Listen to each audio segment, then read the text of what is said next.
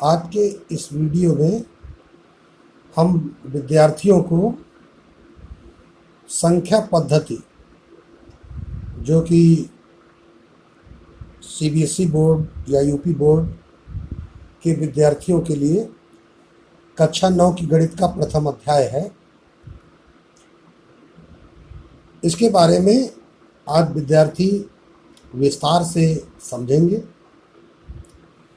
और नियमों और सिद्धांतों से भली भांति परिचित होंगे। बच्चों, संख्या पद्धति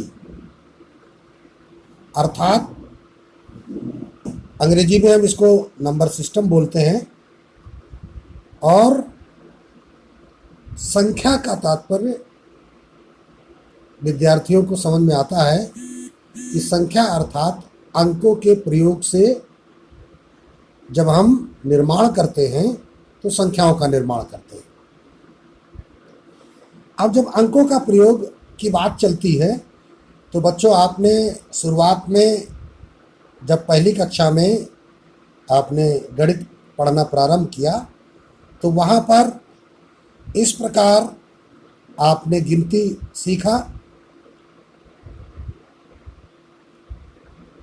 और इस गिनती में शुरुआत 1 से हुई, 9 तक अंकों का प्रयोग हुआ, फिर उसके बाद 1 के साथ 0 का प्रयोग करके 10 संख्या का निर्माण किया गया। तो हालांकि हम इन अंकों को भी स्वयं संख्या बोलते हैं, ये अंक स्वयं में संख्याएं भी हैं, लेकिन मुख्य बात यह है कि इन्हीं अंकों के सहारे हम बड़ी से बड़ी संख्याओं को लिख सकते हैं, पढ़ सकते हैं और गणनाओं में उनका प्रयोग कर सकते हैं। अब चूंकि हम जानते हैं कि जब हमने संख्याओं को पढ़ना सीखा तो वहाँ हमारी शुरुआत हुई 1 से।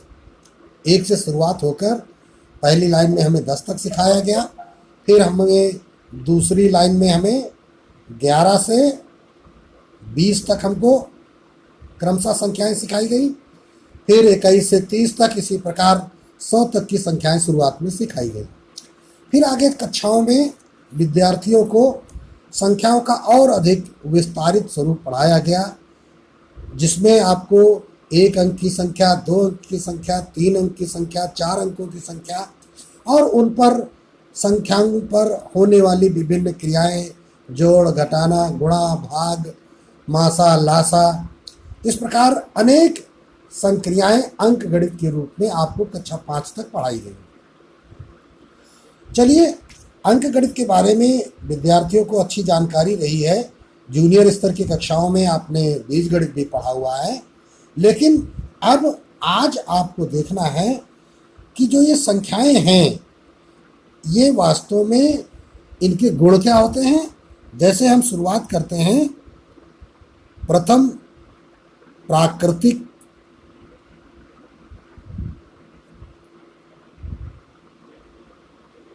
संख्याएं हेडिंग से। प्राकृतिक संख्याएं, जिनको हम यूँ कह सकते हैं कि प्रकृति में पाई जाने वाली संख्याएं। प्रकृति में पाई जाने वाली संख्याओं का तात्पर्य वही संख्याएं जिन्हें हमने गिनती के रूप में सीखा था और जिन अंकों के सहारे हमने अंक गणित सीखी थी, तो वो सारी संख्याएं प्राकृतिक संख्याओं में आती हैं, जिनकी शुरुआत 1 से हुई, 1, 2, 3, 4, 5 और इनका अंत के बारे में कुछ भी निश्चित नहीं कहा जा सका। तो इसलिए हमने इसका जो अंतिम पॉइंट है इसको अपरिभाषित या अनंत घोषित कर दिया, इन्फिनिटी घोषित कर दिया। तो इस प्रकार हमने देखा कि प्राकृतिक संख्याओं की शुरुआत तो 1 से हुई, किंतु इसका अंत निश्चित नहीं था। अतः प्राकृतिक संख्याएं जो भी होती हैं वो 1 से लेकर अनंत तक होती हैं। अब इन प्राकृतिक संख्याओं के समूह को, जिसकी शुरुआत 1 से हुई है, से लेकर अनंत तक, इसको हमने एक मंझले ब्रैकेट में रखा है और इसको एक नया नाम दे दिया हमने n फॉर नेचुरल नंबर्स। इसको हमने एक नया नाम दे दिया, नेचुरल नंबर्स n, और m से प्रकट करके हमने इनका विस्तार आपको बताया। फिर इसके हम बाद विद्यार्थियों आपको सिखाया गया कि किसी भी संख्या के निर्माण के लिए 1 से लेकर 9 तक के अंक और इसके साथ ही साथ शून्य की मदद भी बहुत ज़रूरत होती है। और शून्य के बारे में हमने क्या सीखा है या क्या जाना है? शून्य का मतलब नथिंग, कुछ नहीं। और एक तो आप जानते ही हैं, किसी एक वस्तु के बारे में आप पहचान करें या किसी एक व्यक्ति को आप देखेंगे तो आप बता देंगे कि एक व्यक्ति है। और शून्य का मतलब कुछ नहीं। तो शून्य और एक में उतना ही फर्क है जितना 1 और 2 में है, जितना 2 और 3 में है, जितना 3 और 4 में है। अर्थात शून्य और 1 में भी 1 का ही अंतर पाया गया। तो इसलिए शून्य को 1 से पहले रखा गया और इसके बाद 1, 2, 3, 4 एंड सो ऑन। इस प्रकार अनंत तक जब हम गए, 0 से लेकर अनंत तक जब हम गए, तो इन्हें हमने एक नया नाम दिया और वो नया नाम है W या होल नंबर्स। इसको एक ब्रैकेट में लिखते हैं, W होल नंबर्स, या इनको हिंदी में हमने कहा पूर्ण संख्याएं।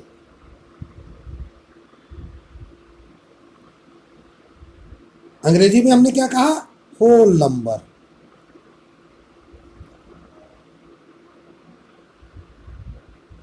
इसी प्रकार प्राकृतिक संख्याओं को क्या कहा गया? नेचुरल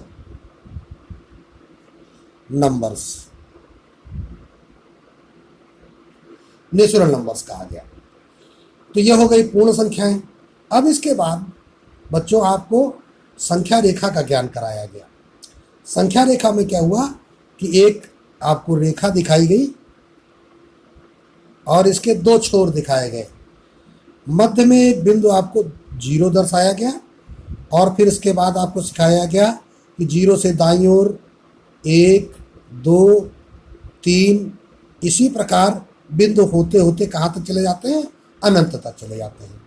और 0 से पहले भी संख्याएं आपको दिखाई गई, -1, -2, -3, ऐसे ही होते होते ये संख्याएं इधर -इंफिनिटी तक बढ़ गई।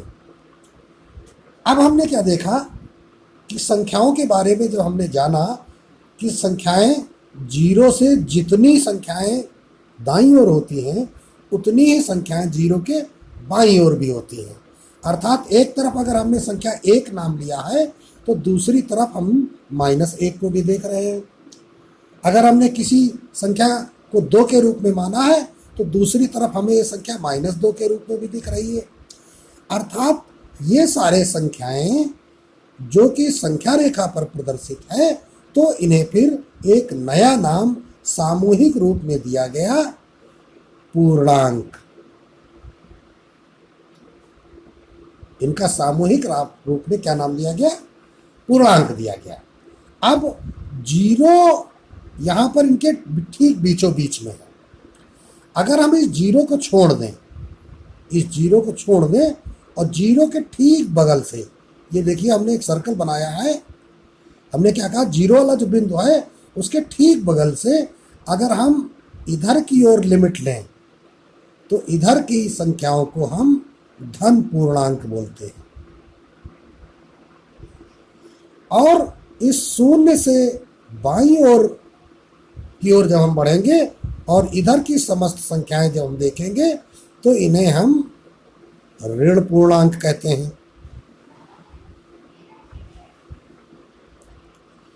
तो अब बच्चों को ध्यान देखना है, और इनके बीचों बीच में कौन है? यहां पर 0 है। अर्थात 0 को छोड़कर 0 से दाईं ओर के सभी पूर्णांकों को धन पूर्णांक, 0 से बाईं ओर के सभी पूर्णांकों को ऋण पूर्णांक कहा गया। तो जब बात पूर्णांकों की आई तो पूर्णांकों को आई से प्रकट किया गया, या इसको इंटीजर बोला गया।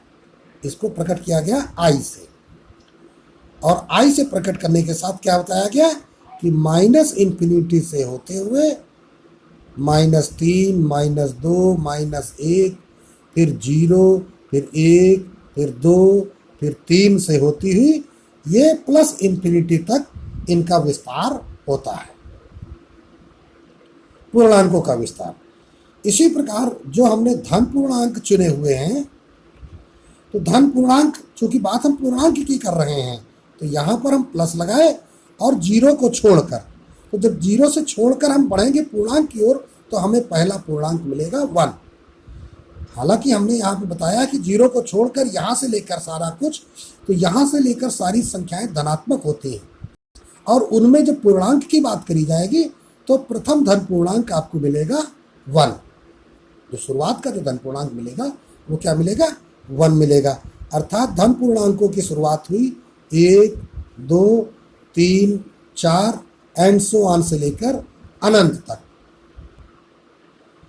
इसी प्रकार जब हम ऋण पूर्णांकों की बात करेंगे तो उन्हें हम i- लिख दिए, और इनके बारे में हमने क्या देखा कि -∞ से आती हुई, और इसी में हमको -3, -2, -1 तक की सारी संख्याएं क्या हो गई? ऋण पूर्णांक। अभी हमारे पास 0 एक पूर्णांक तो है, किंतु यह न धन पूर्णांक है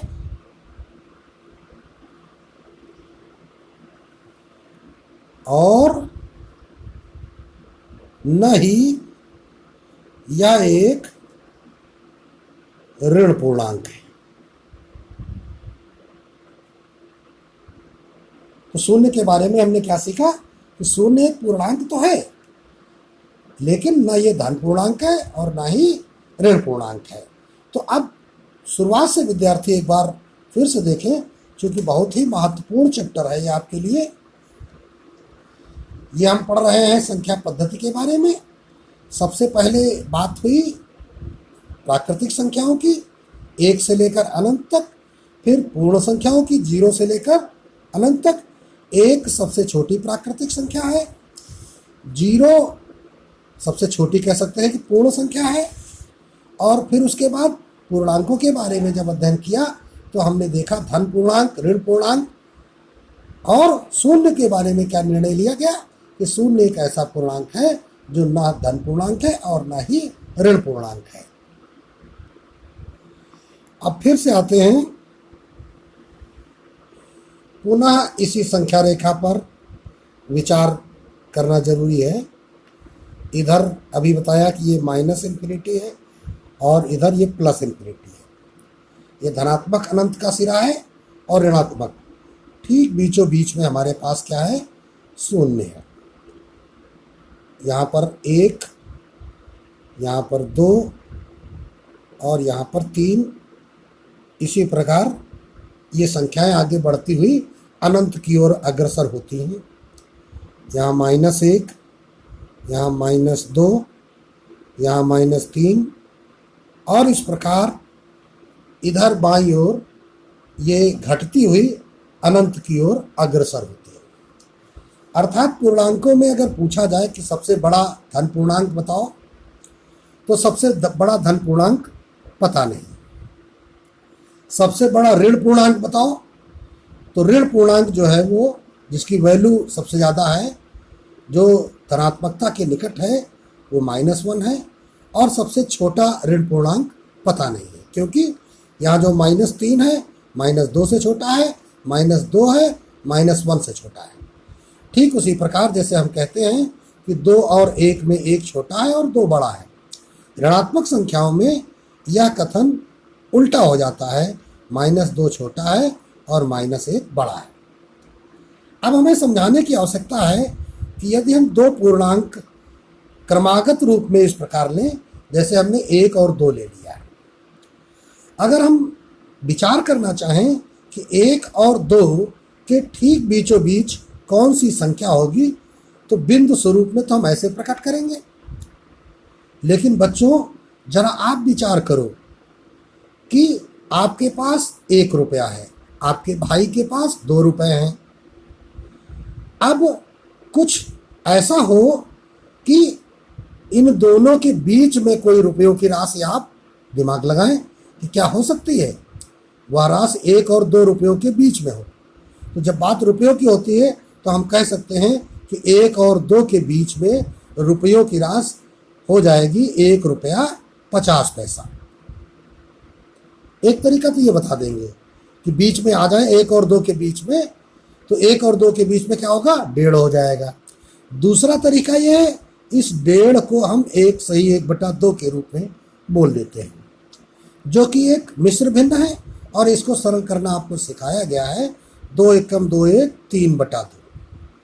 तो हमने देखा क्या कि यहाँ पर किन्हीं 2 पूर्णांकों के बीच में अगर कोई बिंदु हमने लगाया है तो उसकी स्थिति अंकगणित के माध्यम से अगर हमको ज्ञात करनी है तो वह स्थिति प्रकट करने के हमारे पास 2 तरीके हैं। एक तरीका दशमलव और दूसरा तरीका है ये भिन्न। इस रूप में आपको सिखाया गया। जो तरीका आपको भिन्न के रूप में सिखाया गया, यह तरीका वास्तव में परिमेय संख्या इसका नाम दिया गया। तो अब हम चर्चा करेंगे एक नई परिभाषा की, परिमेय संख्याएं। परिमेय संख्याएं जिनको अंग्रेजी में कहा गया रेशनल नंबर्स। तो रेशनल नंबर्स जिनको आप कह सकते हैं आनुपातिकता प्रकट करने वाली संख्याएं। क्या होता है इनकी परिभाषाएं? यदि P तथा Q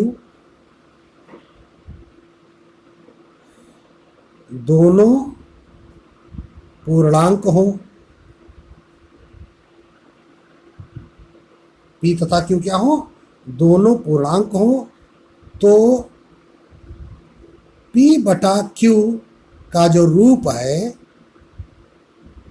का रूप परिमेय संख्या कहलाता है। लेकिन एक शर्त लगी हुई है, क्या?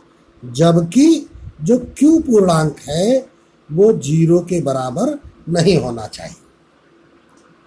P और Q दोनों पूर्णांक हो, चाहे वो धन पूर्णांक हो, चाहे वो ऋण पूर्णांक हो, इनमें से कोई भी हो, दोनों ही। और उन्हें हम लिखे P/Q के रूप में। जैसे अभी हमने 3/2 यहाँ आपको दिखाया, तो इस 3/2 में क्या आपने देखा कि 3 क्या है, एक पूर्णांक है, 2 क्या है, एक पूर्णांक है। तो 3 भी एक पूर्णांक, 2 भी एक पूर्णांक, और इसे हमने भिन्न के रूप में प्रकट किया। शर्त क्या है? Q 0 नहीं होना चाहिए, अर्थात शून्य पूर्णांक हर रूप में न हो। अंश रूप में हो तो चलेगा, कोई दिक्कत नहीं। तब ऐसी भिन्नों को हम क्या कहते हैं? परिमेय संख्याएं कहते हैं। अर्थात अब जब परिमेय संख्याओं के बारे में बात आ गई, तो जो परिमेय संख्याएं होती हैं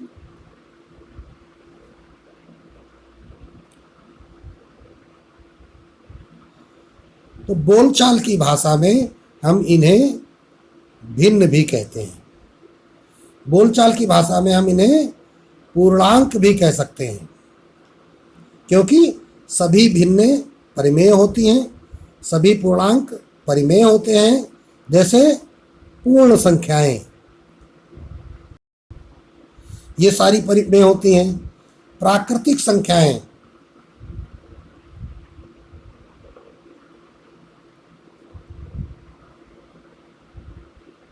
ये सारी परिमेय होती हैं। क्योंकि अगर हम एक पूर्ण संख्या लेते हैं 0, तो 0 को हम क्या कह सकते हैं? 0/1। 0 क्या है? पूर्ण संख्या है या पूर्णांक है। अगर हमने एक प्राकृतिक संख्या ली 15, तो 15 को हम क्या कह सकते हैं? 15/1। ठीक है ना। कोई भी पूर्णांक हमने लिया -3, तो -3 को क्या कह सकते हैं? -3/1, क्योंकि बटा 1 सभी पूर्णांकों, पूर्ण संख्याओं, प्राकृतिक संख्याओं में साइलेंट होता है, छिपा रहता है। तो इस प्रकार सभी प्राकृतिक संख्याएं परिमेय संख्याएं होती हैं, सभी पूर्णांक परिमेय होते हैं, सभी पूर्ण संख्याएं परिमेय होती हैं, किंतु इसका विपरीत कथन की बात जब करी जाएगी तो वो सत्य नहीं है। क्या? कि सभी पूर्णांक तो परिमेय हैं, लेकिन सभी परिमेय संख्याएं पूर्णांक नहीं होती हैं। इसको भी समझ लेते हैं। जैसा कि अभी हमने 3/2 के बारे में देखा। 3/2 क्या है? जिसको आपने दशमलव के स्वरूप में 1.5 देखा या 1.50 देखा। दशमलव के स्वरूप के बारे में जो चर्चा है वो हम अगले वीडियो में करेंगे। दशमलव का पूरा प्रसार विद्यार्थियों को समझाएंगे और उनके प्रकार भी समझाएंगे। यहाँ पर अब हम परिमेय की चर्चा कर रहे हैं, तो हम भिन्नात्मक संख्याओं की चर्चा कर रहे हैं। तो यहाँ पर ध्यान रखना है हमें कि जो हर है वो 0 नहीं होना चाहिए, संख्या भिन्न के रूप में लिखी जा सके। अब ये जो भिन्न है, जैसे हमने कोई लिखा भिन्न 15/7, तो यहाँ अंश ज़्यादा है, हर कम है, तो ये जो संख्या होगी इसको हम क्या कहेंगे? 7 दूनी 14, 1 बचा, 2 सही 1/7। ये एक मिश्र संख्या के रूप में प्रकट की जा सकती है। कहीं भी लिखा है 1/8, अब इसे हम मिश्र संख्या के रूप में प्रकट नहीं कर सकते हैं, तो ये हमारी एक सरल भिन्न है। ये हमारी सरल भिन्न है, ये हमारी मिश्र भिन्न है। तो इस प्रकार परिमेय संख्याओं के बारे में विद्यार्थियों ने जाना। वास्तव में फिर से हम जब चर्चा करेंगे कि ये परिमेय संख्याएं क्या हैं, ये किन्हीं दो पूर्णांकों के बीच में प्रकट की जाने वाली ऐसी संख्याएं जिनका स्वरूप p/q के रूप में हो। ये वो सारी संख्याएं हैं। इन्हीं के बीचों बीच में हम कुछ ऐसी संख्याएं प्राप्त करेंगे जो परिमेय नहीं होंगी। जैसे अब यहाँ पर विद्यार्थी ध्यान दें, अगर हम एक ऐसे त्रिभुज की रचना करें जिसका आधार 1 हो, 0 और 1 के मध्य की दूरी क्या हो गई? 1, और इसकी ऊंचाई भी 1 हो, आधार भी 1 है और इसकी ऊंचाई भी 1 है, तो जो पाइथागोरस विद्यार्थियों को पिछली कक्षाओं में पढ़ाई गई वो क्या कहती है? ये हमने यहाँ पे लंब खींचा हुआ है समकोण बनाते हुए, तो अब इसका जो कर्ण होगा वो कितना होगा? √ लंब स्क्वायर प्लस आधार स्क्वायर। पाइथागोरस प्रमेय कहती है कर्ण बराबर √ लंब स्क्वायर प्लस आधार स्क्वायर। 1 का स्क्वायर 1, 1 का स्क्वायर 1, दोनों मिलकर क्या बना देंगे? 2।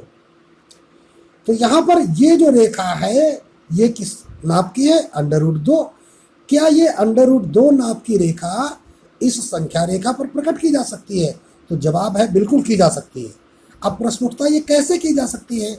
तो हम क्या करेंगे, यहाँ पे अपना प्रकार रखेंगे, प्रकार में पेंसिल लगाएंगे और यहाँ पर पेंसिल की नोक रखेंगे और एक ऐसा चाप लगा देंगे। प्रकार यहाँ पर हमारा स्थिर रखा हुआ है और यहाँ से ये चाप एक हम ऐसा चाप लगा देंगे। तो ये जो यहाँ पर कटान बिंदु आ गया है जो कि 1 से बड़ा है और 2 से छोटा है, तो ये क्या करेगा? ये जो रेखा यहाँ पे बनी है यह रेखा इस रेखा के बराबर हो जाएगी और यह रेखा √2 माप की हो जाएगी। तो इस प्रकार √2 को हम संख्या रेखा पर प्रकट कर सकते हैं।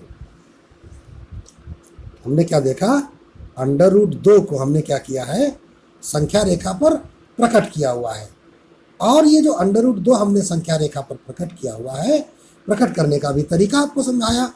ये संख्या है क्या? 1 से बड़ी है, 1.414, और फिर इसके बाद क्या होता है?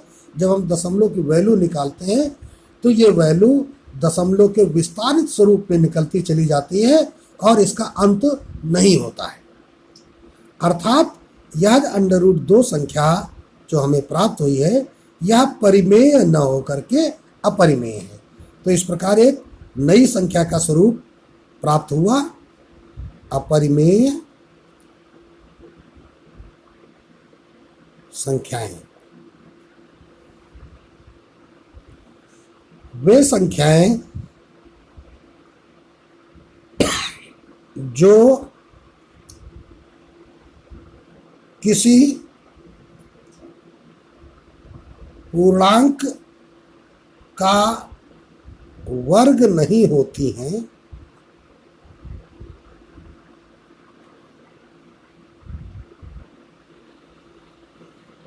वे संख्याएं जो किसी पूर्णांक का वर्ग नहीं होती हैं,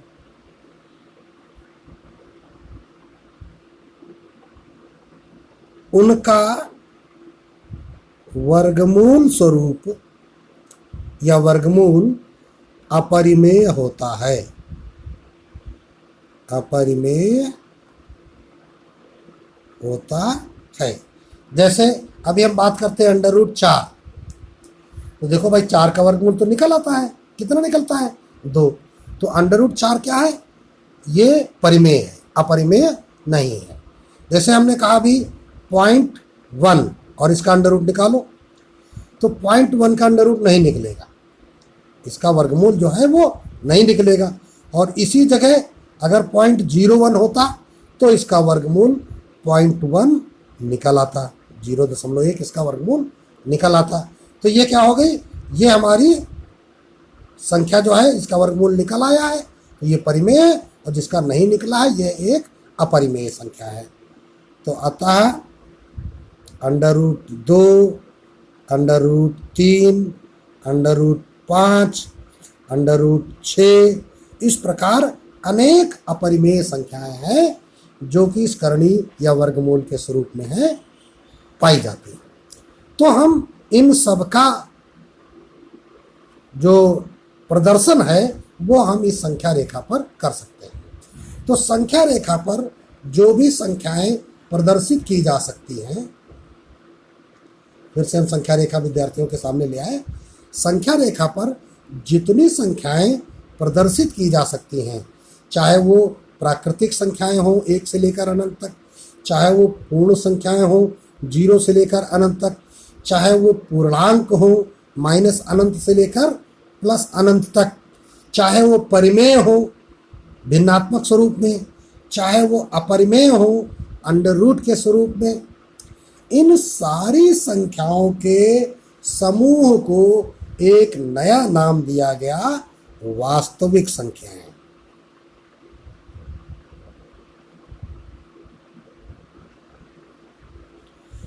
जिसे कहा गया रियल नंबर्स।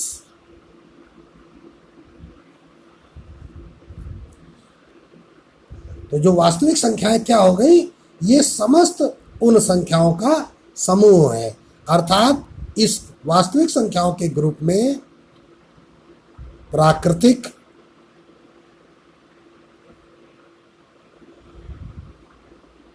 पूर्ण, है ना, पूर्णांक, परिमेय तथा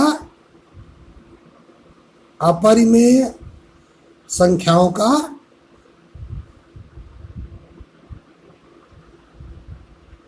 समूह आ जाता है। तो इन सभी प्रकार की संख्याओं का सामूहिक जो नाम दिया गया वो वास्तविक संख्याएं दिया गया। तो आज विद्यार्थियों ने इस वीडियो में बहुत ही महत्वपूर्ण बातें सीखी संख्या पद्धति में। आपने सीखा क्या क्या? प्राकृतिक संख्याओं के बारे में, पूर्ण संख्याओं के बारे में, पूर्णांकों के बारे में, परिमेय संख्याओं के बारे में तथा अपरिमेय संख्याओं के बारे में सीखा। अब इनसे संबंधित अभ्यास के जो प्रश्न हैं वो आगे वीडियो में विद्यार्थियों को हल करना सिखाए जाएंगे।